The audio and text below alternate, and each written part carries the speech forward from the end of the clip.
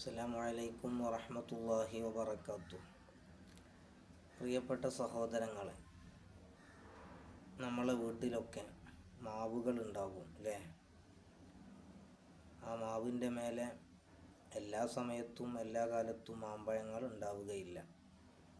പ്രത്യേകമായ സീസണിലാണ് മാവുകളൊക്കെ കുലക്കുന്നതും പൂക്കുന്നതും അതുപോലെ തന്നെ മാമ്പഴങ്ങൾ ഉണ്ടാകുന്നതും.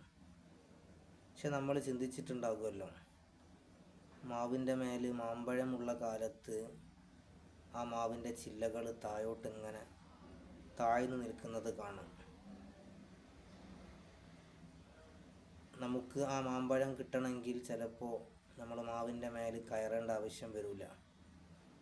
നമ്മൾ നിൽക്കുന്ന നിലത്തുനിന്ന് ചാടിയാൽ ചിലപ്പോൾ ആ കൊമ്പ് താഴ്ന്ന കാരണം കൊണ്ട് നമുക്ക് മാങ്ങ ലഭിക്കും. കാരണം മാങ്ങ ഉണ്ടാകുന്ന സമയത്ത് താഴ്ഭാഗത്തേക്ക് താഴ്ന്നു നിൽക്കുന്നത് കാണാം. അതുപോലെ തന്നെയാണ് യഥാർത്ഥത്തിൽ ഒരു മനുഷ്യനെ സംബന്ധിച്ചിടത്തോളം അവനിൽ ഇൽമെന്ന് പറയുന്ന വലിയൊരു കാര്യം ഉണ്ടാകുമ്പോൾ അവന് താഴ്മ കാണിക്കണം. സാധാ മനുഷ്യരും അതുപോലെ തന്നെ ഇൽമുള്ളവരും ഒരുപോലെ അല്ലല്ലോ. ഇൽമുള്ളവൻ എന്ന് പറയുന്നത് ശരിക്ക് ഒരു മാവിൻ്റെ മേലുള്ള മാമ്പഴം പോലെയാണ്. മാവിൻ്റെ മേലെ ഒരു എക്സ്ട്രാ ഒരു സാധനം വരികയാണല്ലോ മാങ്ങ.